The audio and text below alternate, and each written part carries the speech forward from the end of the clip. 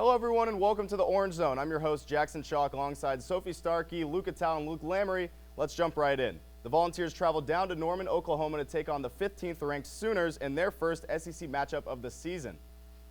Both the Vols and the Sooners had plenty to play for on Saturday. Tennessee just looking for their first real road test aside from NC State, and Oklahoma is just trying to get their first win in the SEC. Now Oklahoma decides to go for it on 4th and 2, and Jackson Arnold tries to hit Nick Anderson, but Jermod McCoy says, we got other plans. Get that wee stuff out of here. Oklahoma forces a punt, gains possession, but like I said, Jermod McCoy had himself a day because of plays like that one. Give me that. Gives the Vols great field position, and this is kind of just the beginning of Arnold's struggles. We'll see more about that later.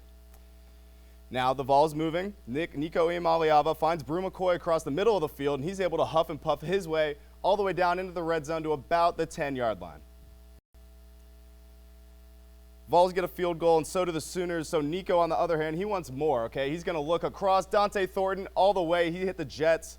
They're going to go up 7 on this 66-yard play. Now, Oklahoma forces a fumble and gets the ball in the red zone. They're trying to knot it up at 10, but you're going to see here, Joshua Josephs comes up saying, look what I got. And let's take a closer look because it ends up being a fumble. Jackson Arnold ended up fumbling, and here you can see him get it stripped out. Volunteer ball going the other way. Now the Vols can't do anything, and they elect to punt, and punt they do. Jackson Ross pins the Sooners back within their own 5. Gunners didn't even need to touch this thing. That was good on its own. So Oklahoma backed up in their own end zone, and they're going to end up getting attacked by the lean, mean orange machine. That's what I call them, guys. Now, obviously, very close to the end zone. Now, why they were so close is because the Vols ended up drawing the other team off sides. Oklahoma jumped. Penalties, everything like that. We're back to it. Jackson Arnold throws it, incomplete at the feet, but you'll notice the Vols aren't giving up. They go to get that ball. Refs end up looking at it. Turns out it's a fumble. It was thrown behind the receiver. Oklahoma kind of stood there while Tennessee went and chased after it. That was a huge momentum swing. And then, of course, can't go without mentioning Dylan Sampson trucking his way. He'll end up walking into the end zone. We're going to take a look here. Now, what I love is, I think Kirk Herbstreit mentioned it, he just spins on every play. I think it's the most fun thing to watch ever. He's just spamming B. It's a joy. Anyways, let's get back to football. Tennessee routing Oklahoma so far. And he's going to get to it. Luke, what's your favorite color? Orange. Blue! Brew McCoy gets that one. Just blew by him. That's a TikTok reference, Luke. You got to get on the app. Come on. Anyways, backup quarterback in now. And no luck. 4th and 14. Tennessee's defense just stood on its head. The whole game ended up having to go to a backup quarterback. Oklahoma did. They would score twice in the 4th quarter. Not enough. Tennessee wins.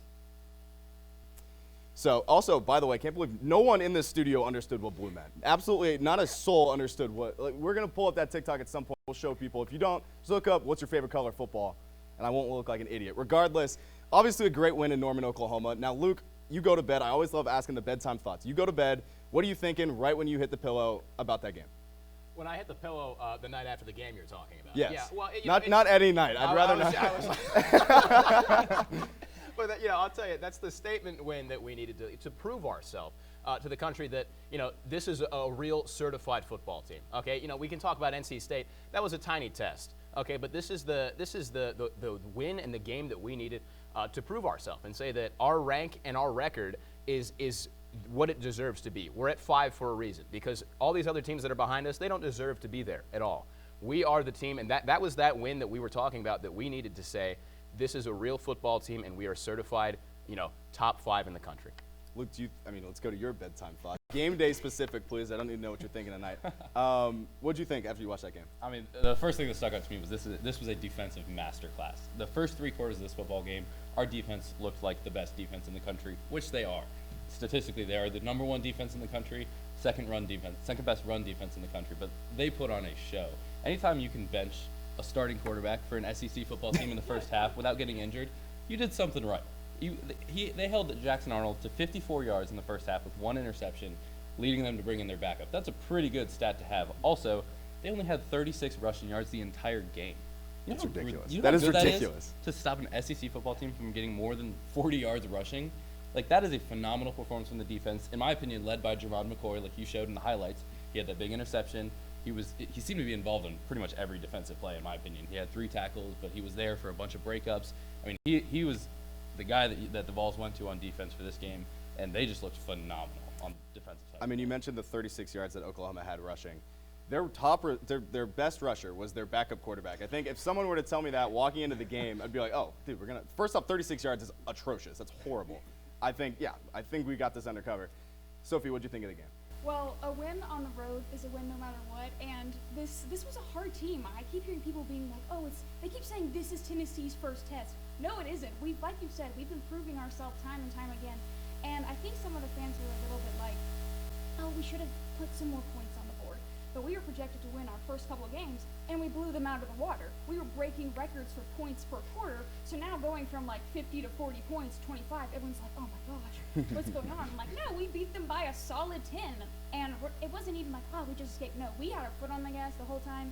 Happy to see it. We're winning consistently, which is what we need to be doing right now. Now, what did you guys think about the kind of the second half comeback? They want to call it a comeback. I wouldn't call it necessarily a comeback. That's a rap song. What did you think of that?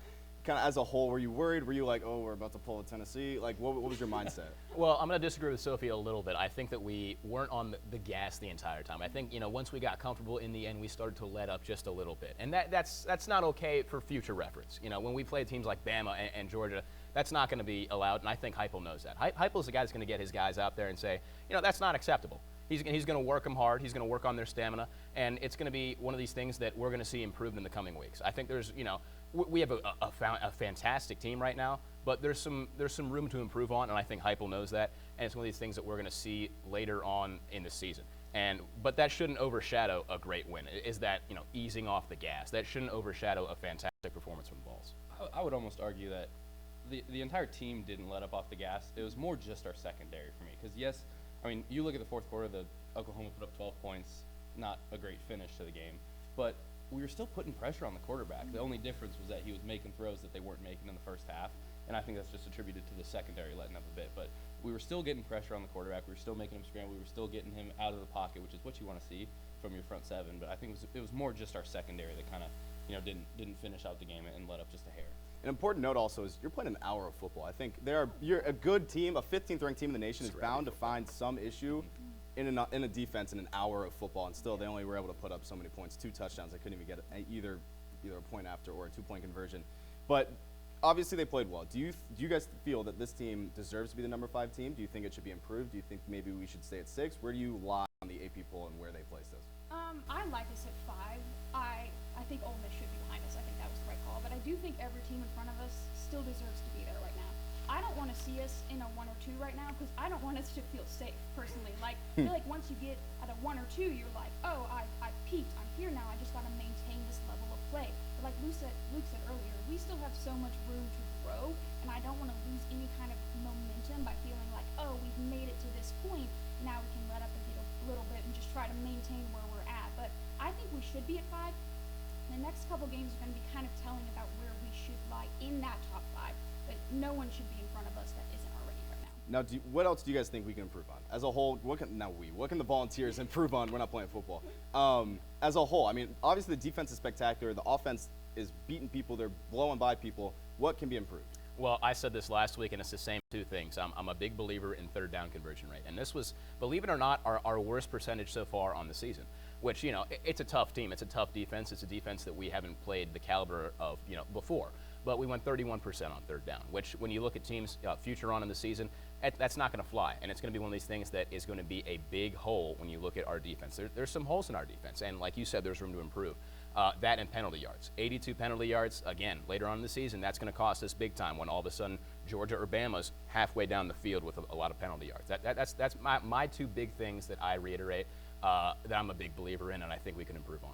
What do you want to see improve, Luke? I mean, I think I'm on the same page. A lot of what we're doing looks really solid, and I'm a huge fan of what's going on. I mean, we're the 5th team in the nation. Exactly, I think that's expected. Yeah, there's a lot that's going really well for this team. But I think on the offensive side of the ball, there are just a few small mistakes. Like we saw a couple fumbles last game. I mean, granted, you're going to have those against defenses like Oklahoma and other SEC defenses.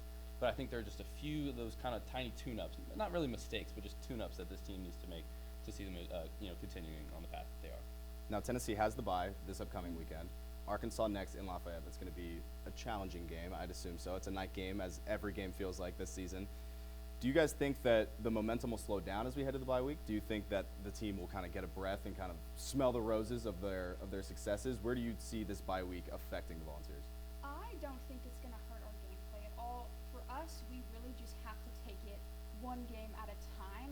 Heupel's really good at focusing, keeping the team focused on just the next task, even if it's just the next practice. How can we improve today to get better? We should not be thinking about bowl games. We should not be thinking about national championships. We should be thinking about the next practice, the next game against Arkansas.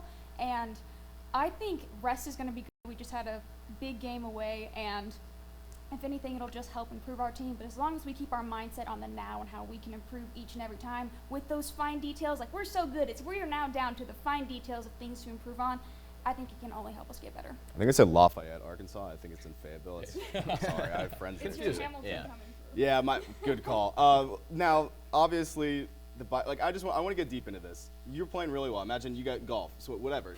For me, it's hockey. Like, let's go into our athletic minds for a second, or even let's say a show. Yeah. We're playing really well. Things really good are happening, and then you're off for a week. Now, granted, yes, you get to get healthy, you get a break, but how do you think that's going to play a role in this momentum for the Volunteers? Well, I'm not a big guy, like you said, smelling the roses, looking back and saying, wow, we've done so well. It's about moving to the next task, like Sophie said. It's about, how we go into the next game. And you have to go into that game with the mentality that you are equal to that opponent. Because if you go in there thinking, oh, we're number 5 in the country, we're so much better, all of a sudden you get caught off guard quick and you get, knocked on your rear end. And so it's about going in there with that mentality that, we're just as equal as this team until the points start coming on. It's about going in there with the mentality that we're not better, we still have stuff to prove, we still have material to work on, and we have goals to achieve. And that's what you have to go into that matchup looking like. And sure, you get some rest, which is fantastic, but it's about that mentality coming up on Arkansas that matters. Yeah, when I look at this team, what I buy into isn't the talent we have, it's the culture that we have. And I think Heupel is one of the best coaches in the nation at building a culture at a school. And that's exactly what he's done here. In previous years, we've had talented teams. We've had guys that can play their hearts out. But I think this team, more than any Tennessee team we've had in the past, has the culture to win games like this. And I think this bye week, it's coming at a kind of an awkward time where we're coming off 4 wins, 4 good wins. Some people may say, are they going to slow down? Are they not? I don't think we're going to see any slowdown from the Vols because they have that mindset that y'all are both saying about, continuing to keep your foot on the gas, keep your foot on the pedal. And I don't know if y'all saw the footage in the locker room from after the Oklahoma game, but with Nico giving the game ball to Coach Heupel, he's like, we played this game for you, Coach. That's what you want to see from your guys. You don't want to see them going out and winning games because they're talented. You want to see them going out and winning games because they're playing as a team. And that is what this team is about. And that's why I'm buying into the Vols this year, and I think that's going to keep going and get even stronger as the season goes on. And I think this is an important point we'll end on. I think the culture, you guys have been here as long as I have, you've lived in the state. Do you think that this team, in just the culture in Tennessee, obviously, in Neyland 2 nights ago, Morgan Wallen's there. You see Peyton Manning wearing the pads. You get to see all these cool things. I think the culture in Tennessee right now is at an all-time high, coming off a national championship in baseball, basketball the Elite 8. Things are going well right now. And I think it's important not only that, yes, you keep the foot on the gas, but by the same token that fans kind of be like, dude, we got this really good. And as the schedule gets harder and we play, Arkansas isn't a great team, but it's a hard environment when we play Florida, Alabama, Georgia, Kentucky. I think it's important that you kind of smell the roses and kind of embrace it as a whole. That being said, the schedule will get much harder, and hopefully we can stay happy while we do all these things. But that's going to wrap up this Orange Zone. Thank you so much for watching. We'll be back in just 2 days, actually, at this brand new, beautiful desk I forgot to mention earlier. So we'll see you then, and goodbye. Peace.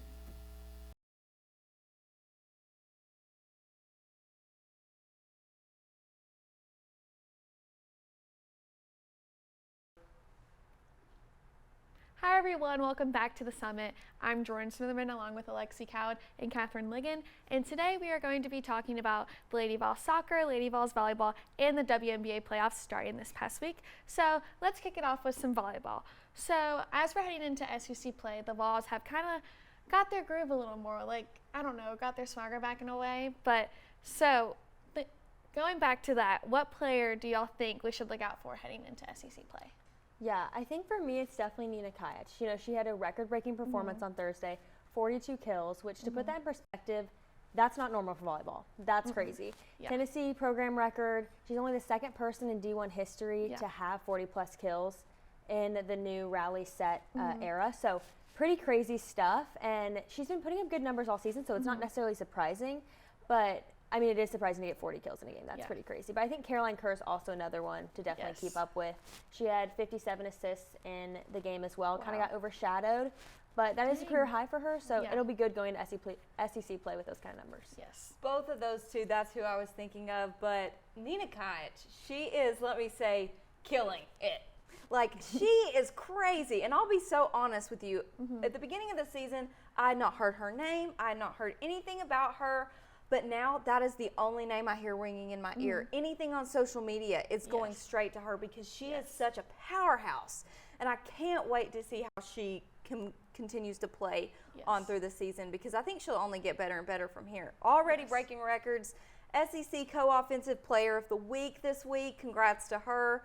I mean, we're getting tons of awards, just this volleyball team as a whole. So I'm really excited to see where we're going.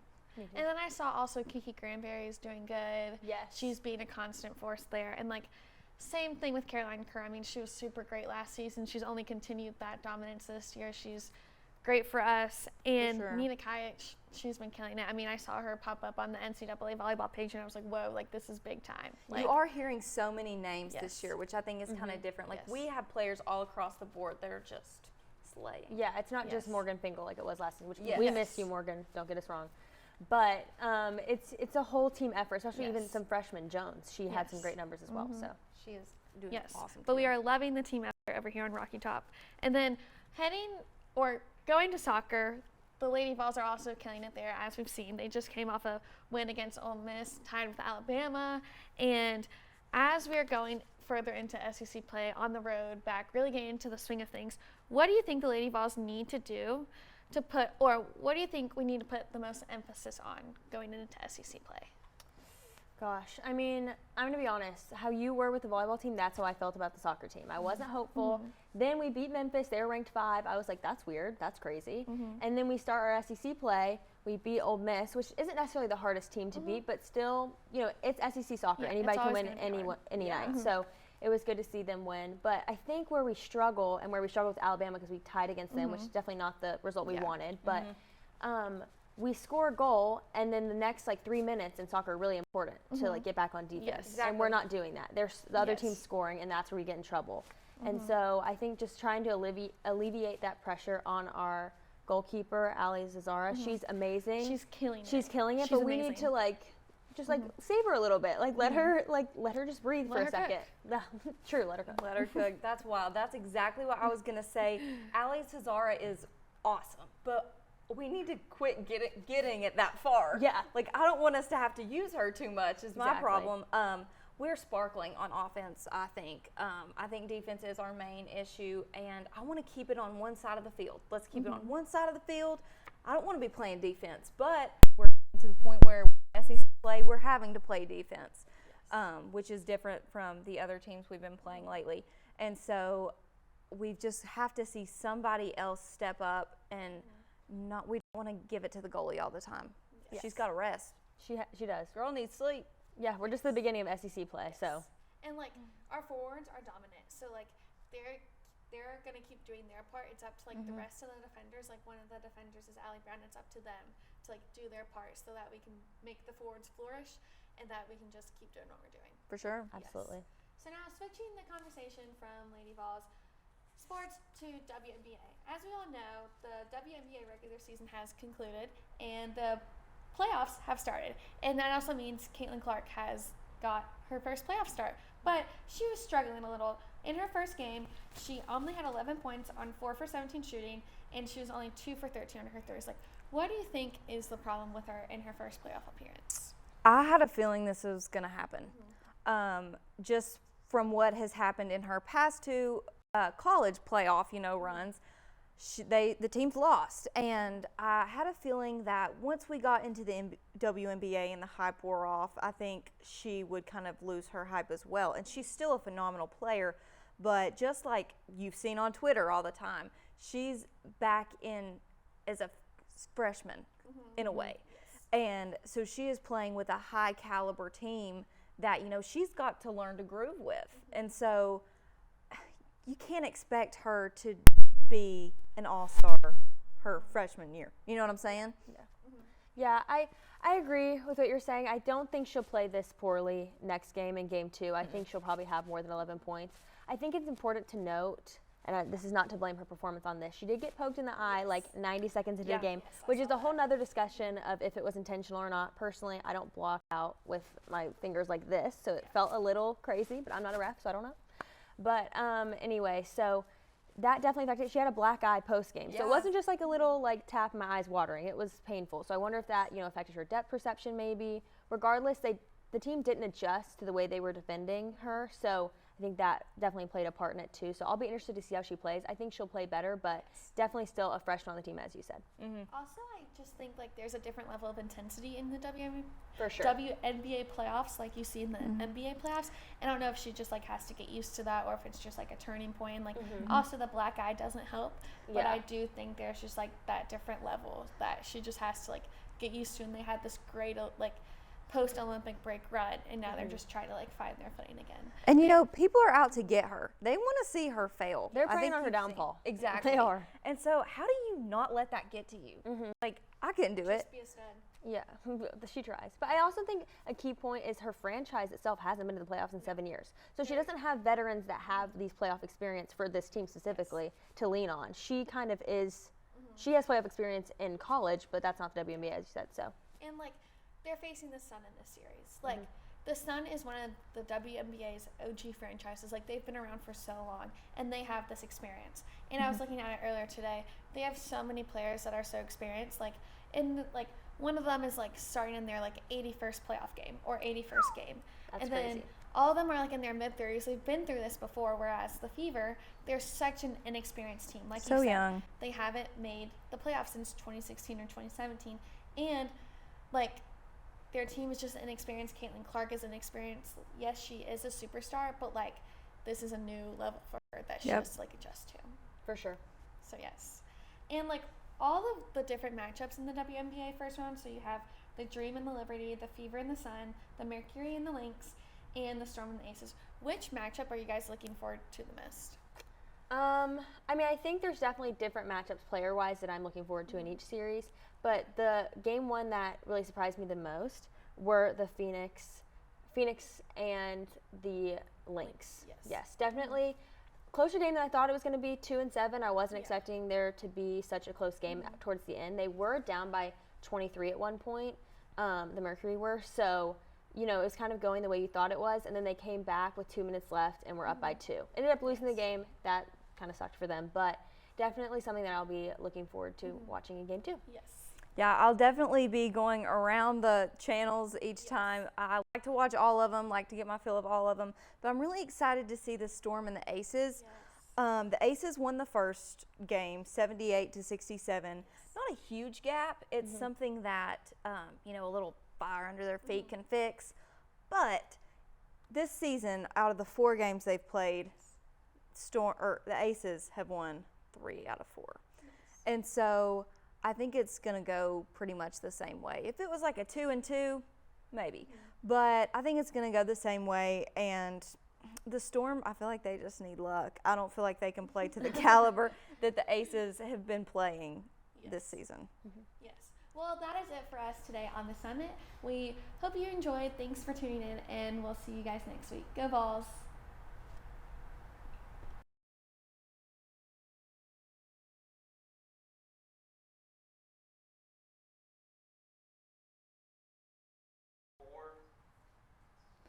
Hello everyone and welcome back to Rocky Talk. I'm your host Alexis Ruma, and alongside me today are Jay King and making his camera debut, Patrick Falcon. So after yet another amazing week of NFL football, some teams just can't seem to get going, like the Tennessee Titans. The Titans start the season 0-3 after hosting the Packers on Sunday. Only 6 0-3 teams have gone to the playoffs since 1979, and none have won a Super Bowl. The Titans have now lost 21 of their last 27 games. Clearly, something's not clicking for them. Is it coaching? Is it the roster? What do you think, Jay? I honestly don't know. This team looks very solid on paper and could have competed for the playoffs, but everything has seemed to go wrong. We just can't close out games, and Will Levis has a huge turnover problem, which sucks because outside of that, he hasn't really looked all that bad, but the turnovers are a legitimate problem that need to be addressed now, and if it isn't, we may need to be searching for quarterbacks in the offseason. The other main problem is the offensive line. J.C. Latham and Lloyd Cushenberry have both actually looked pretty good. But Dylan Radins has only looked okay, and Peter Skronsky has looked bad. And Nicholas Petit-Friere. I thought Dennis Daly was rock bottom for O-linemen in 2022. And then in 2023, Andre Dillard somehow was worse. And now our struggles have moved to the right tackle with Petit-Friere. I feel like no matter how good our offensive line can be, there will always be one player that single-handedly brings the team down. To answer the question, I feel like the Titans are a cursed franchise, and no matter what regime change we will have the same flaws as we always have had.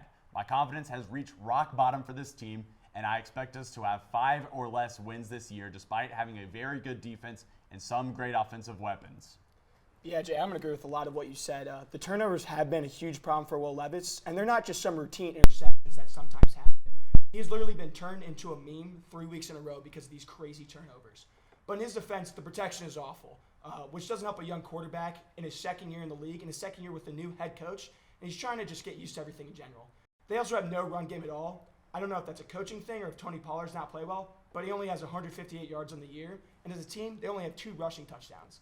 And they also have not been able to find any sort of threat in the passing game. I understand Levis is somewhat to blame for that, but they only have one receiver who has over 100 receiving yards total on the season. And then you look at the other side of the ball on defense, and they're giving up 30 points to Malik Willis, who has been playing great, but was only in his second game as a Packer, and he's their backup for a reason. They were not able to stop the run game with him or Josh Jacobs. And on top of that, they have one singular turnover on the year. If you want games to be close at all, you're going to have to steal possession or two and give your offense some extra opportunities, and they're just not doing that. All right. Well, no matter what it is, something needs to change, and it needs to happen quickly. But on the flip side, let's talk about something more positive and about a team that has had a surprisingly well start, the Minnesota Vikings. The Vikings are 3-0, including a win over the 49ers, who of course were in the Super Bowl last year. And who would have thought that Sam Darnold would be leading the NFL with 8 touchdowns this year? I know I didn't. Also, their Super Bowl odds have nearly tripled from 101 to now 35-1. Now that's a big jump. So what do you guys think is the reason behind this hot start? And are they a legitimate contender? Sam Darnold has had that change of scenery that he desperately needed, and I thought he was done after struggling mightily for the Panthers. But maybe having a good supporting cast and a top 3 receiver in Justin Jefferson is just what he needed. The question I have is, will he be able to keep it up? If he does, the Vikings could be a legit contender, but this also could be like when Sam Bradford had that strong start in 2016 for Minnesota, but then he went back down to earth. But maybe with how good the Vikings defense has been this year, even if Sam Darnold does struggle later on in the season, they could still be a good team. With that being said, he does look legitimately great, and they probably regret drafting J.J. McCarthy in the first round. Yeah, I agree. Sam Darnold has looked like an MVP candidate for 3 weeks. And I never thought I'd say that. I don't know if that will continue. Honestly, I think he'll drop down a little bit. But he's been playing great. And this is a team that has been written off, honestly. Everyone picked them to finish last in the division.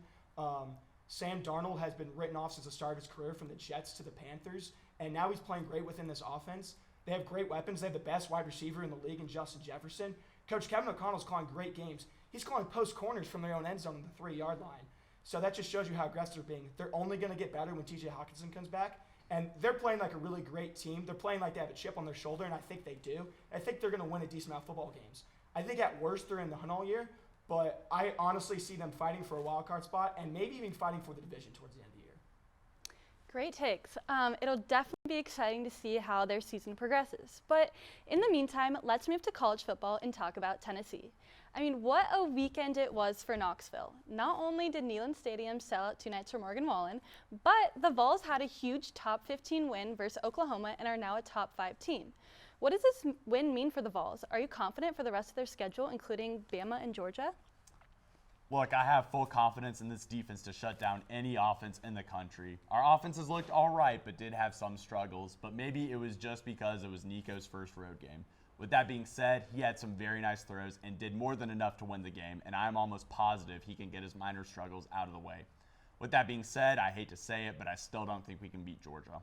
I think we can easily beat everyone else, but the fact that the Georgia game is in Athens does scare me, and we do win. I think we do win every other game, though, and I could see us making it to the SEC championship.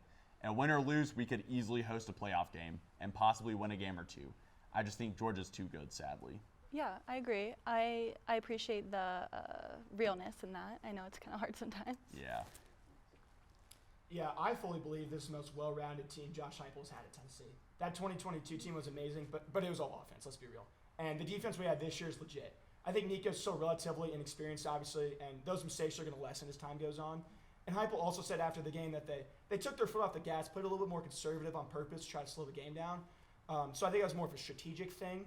And honestly, I think we could beat any team on our schedule, including Georgia. I think our offense will only continue to get better, especially as Nico gets more comfortable in this offense. We have ridiculous depth at receiver, and that's going to challenge any secondary, even one of the best like Georgia's. And our defensive line has looked like one of the top in the country. And up front is where these games against these Bamas, these Georgias, that's where the games are won and lost. And we have been able to prove that we are a top D line in the country. And they've also looked really vulnerable. Georgia and Bama, sorry. Bama had that kind of sluggish performance against USF in week 2, and Georgia almost lost to Kentucky last week. So my only real worry is our offensive line. I'm not saying they look bad by any means. They've let Sampson and Bishop run wild these first 4 games. But when they face those D-lines with more size, like those Alabamas, like those Georgias, are we going to be able to get that push off the ball that we need? Because that's where our offense is predicated around, and then that opens up the pass. Then are we going to be able to give Nico the time he needs to make plays?